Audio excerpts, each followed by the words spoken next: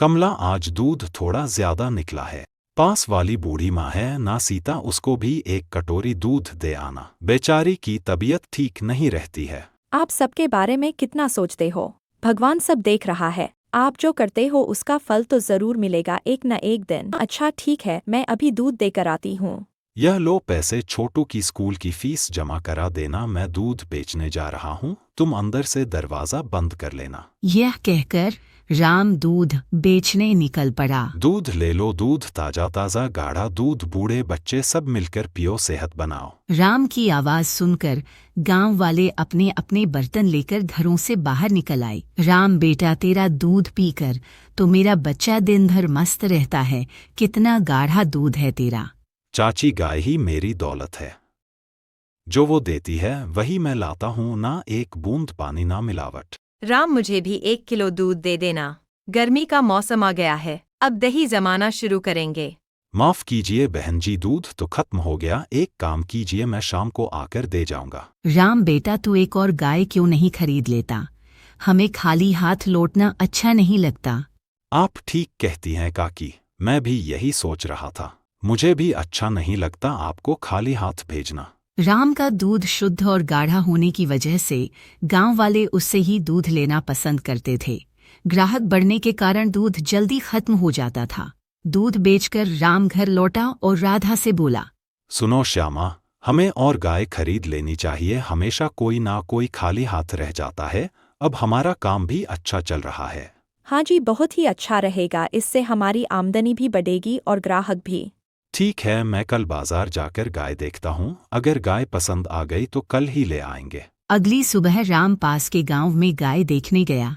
वहां उसने एक गाय वाले गोपाल से बात की। नमस्ते गोपाल भाई, गाय खरीदनी थी, पिछली बार तुमने बहुत अच्छी गाय दी थी, शांत और गाढ़ा दूध देने वाली, इस बार भी वैसी ही चाहिए।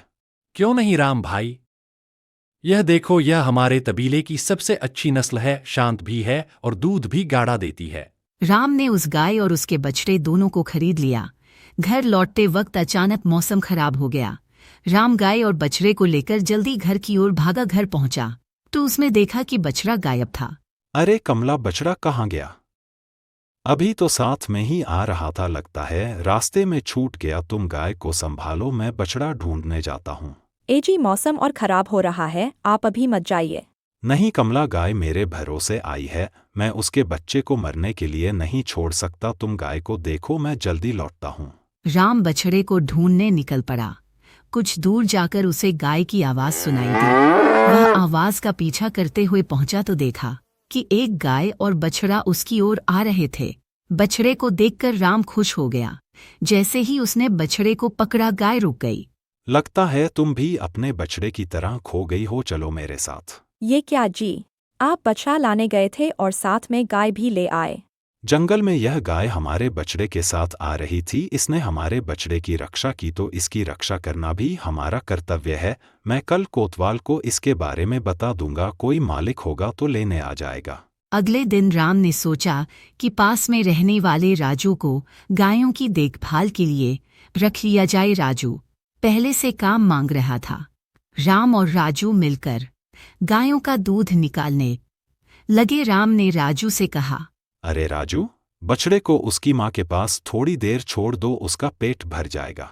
आज सबको दूध मिलेगा, बहुत सारा दूध लाया हूँ, कोई खाली हाथ नहीं जाएगा। क्या बात है राम, कोई जादू हो गया क्या? कोई जादू नहीं काकी, मैंने एक और गाय खरीद ली है, अब जितना मन हो दूध ले लो। उस दिन भी सारा दूध बिक गया।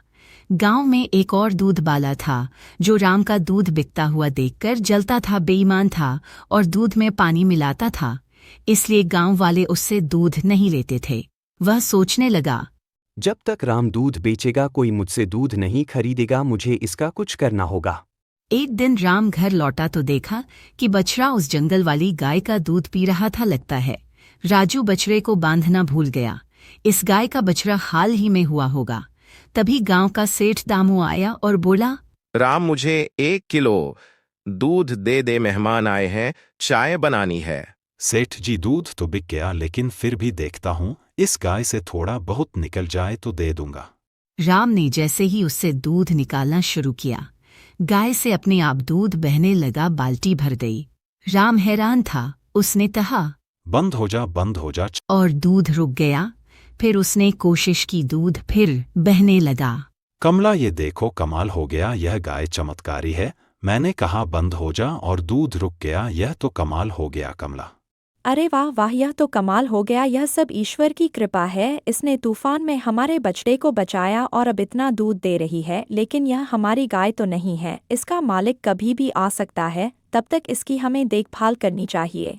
राम ने दूध निकालना शुरू किया, बर्तन भरते गए। कमला ने कहा, गाय माता रुक जाइए अब। और गाय तुरंत रुक गई। क्यों ना हम गांव में दूध की दुकानें खोल लें, इतना दूध तो हम अकेले नहीं बेच सकते।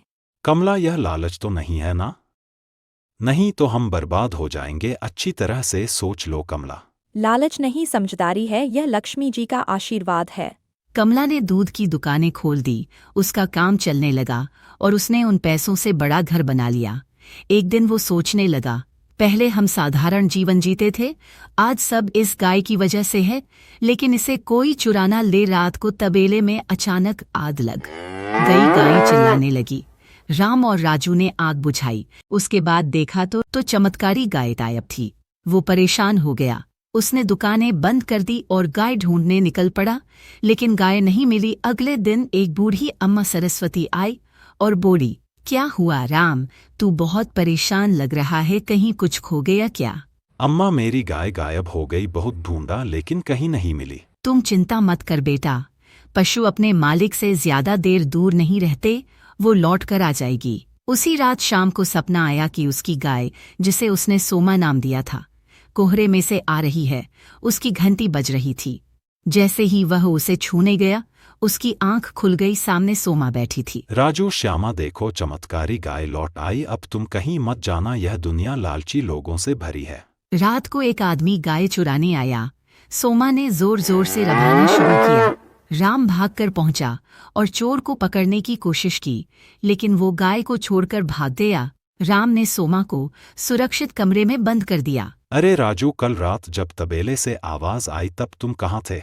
मालिक, मैं गहरी नींद में सो रहा था, मुझे तो आवाज सुनाई नहीं फिर दी। राम भी समझ गया कि चोर कोई और नहीं, राजू ही है। सच सच बताओ राजू, गाय चोरी तू ही कर रहा था ना? मालिक, मुझे माफ कर दीजिए, मैंने कर्ज लिया था। बहन की शादी के लिए कर्जदाता मुझे मारने की धमकी दे रहे थे, इसलिए मैंने गाय चुराने की सोची। राम ने पैसे देकर राजू को कर्ज चुकाने को कहा और उसे माफ भी कर दिया। उसी दिन बूढ़ी अम्मा फिर आई। राम, यह गाय तेरे पुण्य के कर्मों का फल है। तूने तूफान में बछड़े को बचाया, इसलिए मैंने यह गाय तुझे दी। अब मेरी उम्र हो गई, मैं इसका ध्यान नहीं रख सकती। जब तुझे कोई नेक इंसान मिले, उसे यह गाय दे देना। यह जादुई गाय है और कई सालों तक घर को समृद्ध रखेगी। राम ने तबेले में कई बेरोजगारों को काम दिया और एक नेक इंसान की तलाश में लग गया।